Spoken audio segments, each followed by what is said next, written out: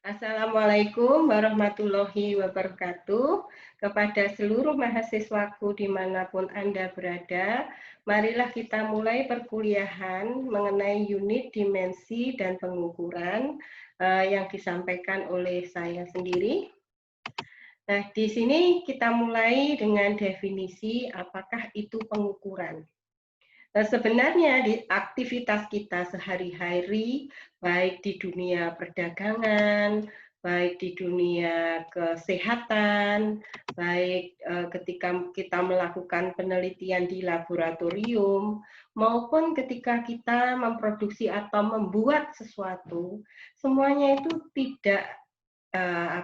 tidak mungkin tidak melakukan pengukuran atau itu terkait erat dengan kegiatan pengukuran. Nah, di dalam melakukan pengukuran, satu hal yang harus kita perhatikan, kita harus menggunakan peralatan yang memang standar untuk digunakan pada pengukuran parameter tersebut. Nah, definisi daripada pengukuran itu sendiri itu adalah suatu aktivitas atau tindakan untuk membandingkan suatu besaran yang belum diketahui nilainya terhadap besaran lain yang telah diketahui nilainya, misalnya dengan besaran standar. Jadi misalnya kita ingin mengukur panjang kain, kita membandingkan panjang itu dengan penggaris yang ukurannya sudah diketahui standarnya dan diakui secara global standarnya. Nah, di sini oleh karena itu tujuan daripada pengukuran itu adalah untuk mengetahui ukuran suatu karakter, suatu sifat, suatu properties atau suatu dimensi dari benda. Oleh karena itu, pengukuran juga berfungsi atau bertujuan untuk memberikan informasi yang tentunya harus terpercaya mengenai suatu sifat, karakter, properties, dimensi suatu benda. Oleh karena itu, hal-hal yang harus diperhatikan ketika kita melakukan pengukuran itu adalah harus bisa memberikan informasi yang akurat dan presisi. Yang kedua, harus menggunakan standar yang dimengerti oleh banyak orang. Jangan sampai ukuran itu kita yang buat sendiri, tidak boleh. Itu harus suatu standar yang diakui secara internasional. Yang ketiga, itu harus tertelusur. Yang keempat, hasil pengukuran itu harus jujur dan bisa dipertanggungjawabkan. Yang selanjutnya adalah tidak ada hasil pengukuran itu yang benar mutlak. Yang benar mutlak itu hanyalah Tuhan, bukan hasil pengukuran. Oleh karena itu, biasanya hasil pengukuran disajikan dalam suatu rentang nilai benar atau selalu diikuti dengan plus minus, di mana minus itu adalah rentang terbawah, batas terbawah, dan plusnya itu adalah batas teratas. Nah, pengukuran yang dimaksud tadi sudah Ibu sebutkan sebelumnya, itu harus presisi dan akurat. Yang dimaksud dengan pengukuran yang presisi itu adalah pengukuran yang dilakukan berkali-kali tetapi hasilnya itu hampir sama antara pengukuran yang ke-1, kedua, ketiga, dan seterusnya.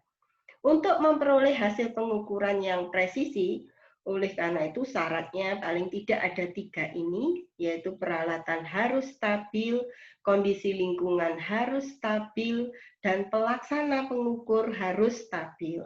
Yang dimaksud dengan peralatan itu harus stabil, misalnya tidak ada perubahan pembacaan. Terus kondisi lingkungan harus stabil, misalnya suhunya itu hampir seragam. Pencahayaannya kalau itu menyangkut pengukuran warna misalnya itu hampir seragam dari pengukuran yang pertama, kedua, dan ketiga. Begitu juga pelaksana pengukur ya harus stabil, maksudnya memiliki kinerja dan kemampuan yang hampir sama. Jika misalnya ketika Anda melakukan pengukuran yang pertama dan kedua, terus habis itu Anda berhalangan, misalnya sakit atau ada hal lain, oleh karena itu penggantinya itu harus memiliki kemampuan yang hampir sama dengan pengukur yang sebelumnya. Kemudian pengukuran juga harus akurat. Yang dimaksud dengan yang akurat itu adalah mendekati nilai benar. Sehingga alat syaratnya ada 4, yaitu alat memiliki kepekaan dan akurasi yang baik. Yang kedua, pengukuran dilakukan oleh orang yang kompeten. Yang ketiga, metode yang digunakan telah terbukti dan diakui akurasinya. Yang keempat, peralatan itu sudah terkalibrasi. Nah, alat memiliki kepekaan dan akurasi yang baik itu biasanya memiliki digit pembacaan yang lebih banyak. Misalnya timbangan. Timbangan 1 digit dengan timbangan yang menghasilkan pengukuran 2 digit itu akan lebih akurat yang 2 digit. Tetapi biasanya yang digitnya lebih banyak itu juga akan lebih sulit memperoleh pengukuran yang presisi. Yang pengukuran dilakukan oleh orang yang kompeten, maksudnya apa? Pelaksana pengukur itu harus orang yang sudah terlatih dan terampil melakukan pengukuran parameter tersebut.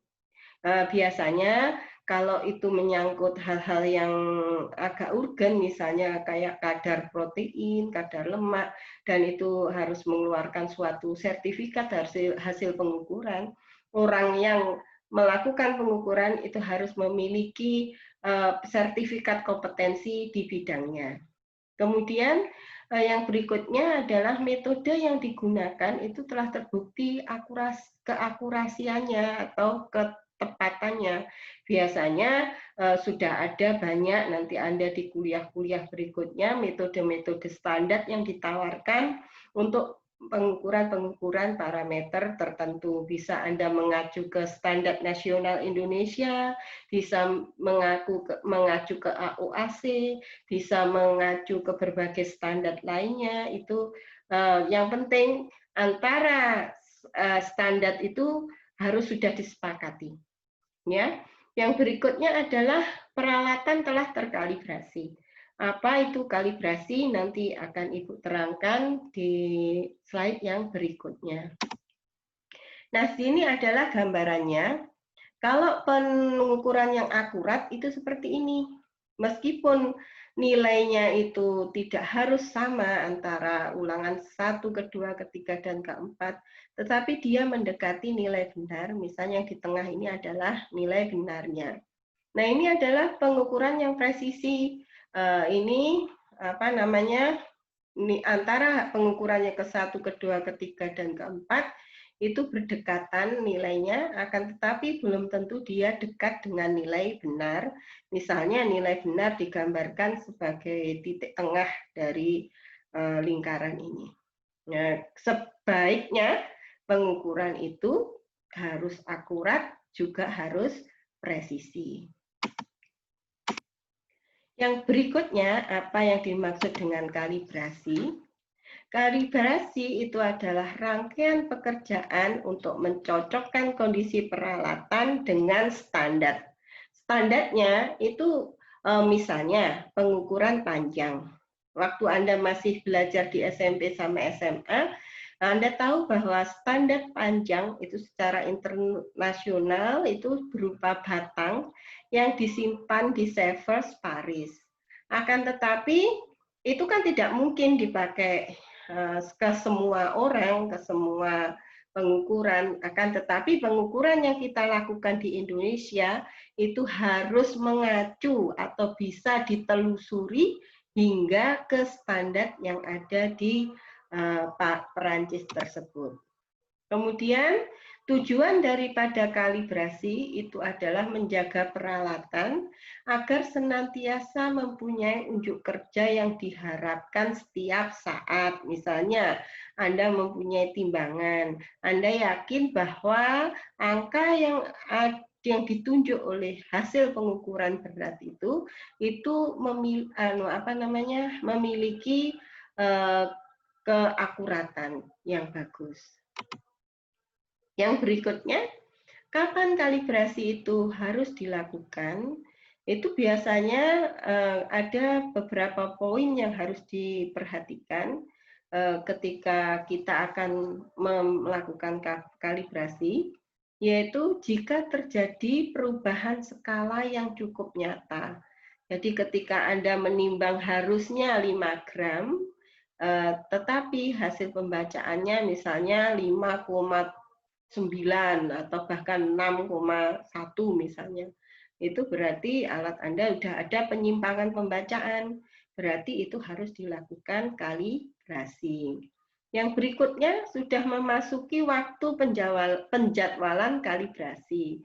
Di berbagai prosedur atau di manual suatu alat ukur, baik itu di dalam prosedur peralatan di laboratorium, itu selalu ada ketentuan untuk berapa waktu sekali kita harus melakukan kalibrasi. Nah, itu semua tergantung pada jenis peralatan, tergantung daripada kesepakatan. Sebaiknya peralatan itu dikalibrasi berulang secara berapa waktu sekali. Nah, itu semua tergantung dari jenis peralatannya juga. Ya, peralatan yang sering dipakai, yang memiliki kepekaan yang tinggi, tentunya harus lebih sering dikalibrasi daripada peralatan yang lainnya. Nah, yang berikutnya, peralatan itu baru mengalami perbaikan. Setiap peralatan yang habis dilakukan perbaikan itu sebaiknya dikalibrasi. Nah, khususnya alat ukur kimia yang analitik, jika ada perubahan posisi, misalnya Anda memindahkan dari satu tempat ke tempat yang lain, itu sebaiknya juga dilakukan kalibrasi ulang. Nah, untuk tadi di pengukuran yang awal sudah ada definisi apa yang disebut dengan tertelusur.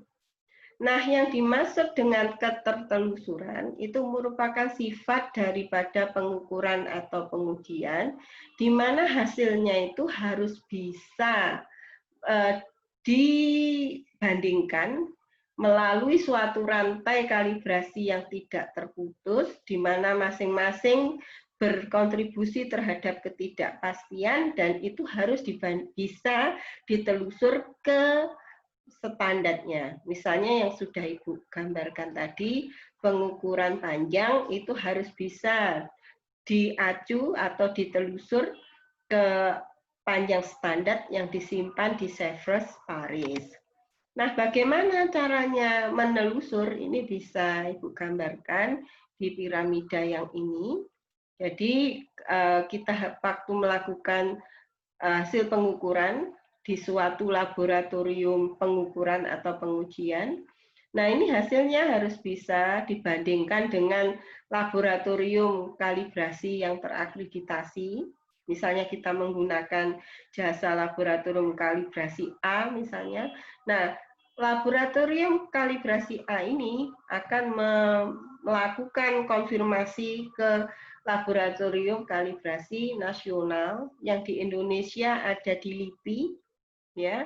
Kemudian laboratorium kalibrasi nasional ini akan mengacu ke Sevres Paris, baik langsung ataupun melalui laboratorium kalibrasi internasional yang diakui oleh Sevres Paris. Jadi semua ini harus tertelusur sehingga hasil pengukuran Anda itu harus bisa diacu ke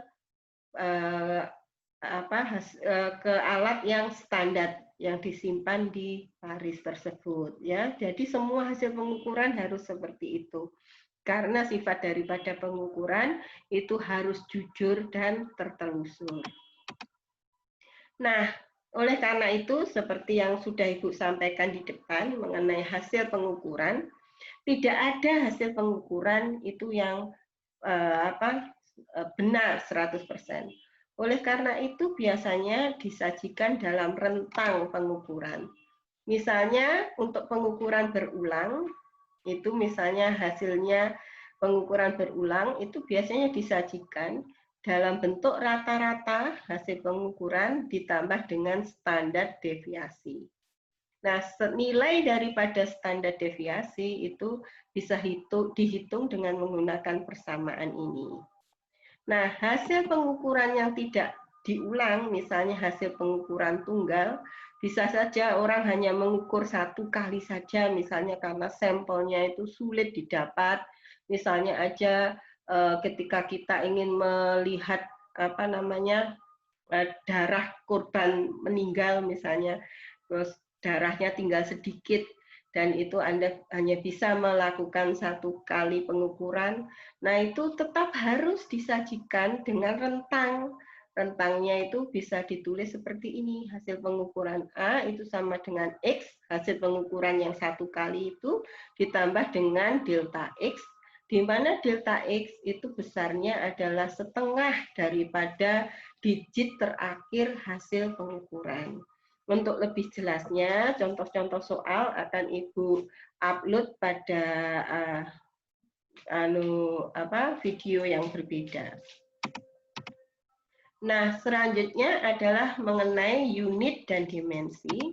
Anda sudah berkali-kali belajar ini, mungkin mulai SMP belajar fisika awal juga belajar unit dimensi, SMA belajar fisika awal juga unit dan dimensi, karena unit dan dimensi itu suatu hal yang erat kaitannya dengan keteknikan, yang itu harus benar-benar Anda pahami, baik ketika Anda juga belajar di sini di jurusan teknologi hasil pertanian, di bidang keteknikan pangan, Anda harus berkali-kali nanti bersangkutan dengan hal mengenai unit dan dimensi.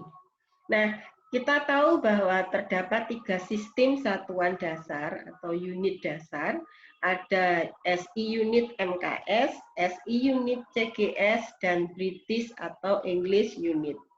Nah, Anda juga sudah tahu sebelumnya waktu di SMA bahwa terdapat unit untuk besaran pokok dan besaran turunan. Besaran pokok itu contohnya apa saja? Tolong dibuka lagi bukunya. Begitu juga dengan besaran turunan apa saja. Itu dibuka lagi. Nah, satu hal lagi yang nanti harus sering Anda lakukan, itu adalah konversi unit atau satuan dari satu sistem ke sistem yang lain. Misalnya dari SI unit MKS ke SI unit CGS ke English unit dan seterusnya. Nah, setelah kita memahami mengenai unit, kita juga akan melakukan analisa dimensi. Jadi tujuan daripada analisa dimensi itu adalah menggambarkan hubungan antara besaran satu dengan besaran yang lain. Yang kedua, menggambarkan jenis besaran yang diamati. Apakah itu misalnya gaya? Gaya itu adalah terdiri dari dimensi berat dengan dimensi panjang dibagi dengan dimensi waktu kuadrat. Jadi Anda sudah bisa membayangkan, oh gaya itu merupakan bagian dari dimensi berat, dimensi panjang dibagi dimensi waktu kuadrat. Yang berikutnya adalah menentukan tepat tidaknya suatu persamaan. Waktu Ibu dulu masih sekolah di SMP atau SMA, itu kalau lupa rumus persamaannya, Ibu coba bangun lagi dimensinya dari unit atau satuan dari suatu parameter tersebut. Nah, ini sebagai gambaran. Ada 7 besaran pokok yang secara internasional sudah disepakati. Di sini ada panjang, massa, waktu, suhu, kuat arus, intensitas cahaya, dan jumlah zat. Ini adalah kode dari dimensinya. Ya, saya kira Anda sudah paham semuanya. Kemudian ini adalah unit atau satuan baik yang pada sistem standar MKS, CGS maupun British atau English. Ya, saya kira cukup sekian dulu materi kita. Untuk contoh soal dan penyelesaiannya Anda bisa lihat di link video yang berikutnya. Baiklah, wassalamualaikum warahmatullahi wabarakatuh. Ini sebentar. Tiga. Nanti bisa di-cut.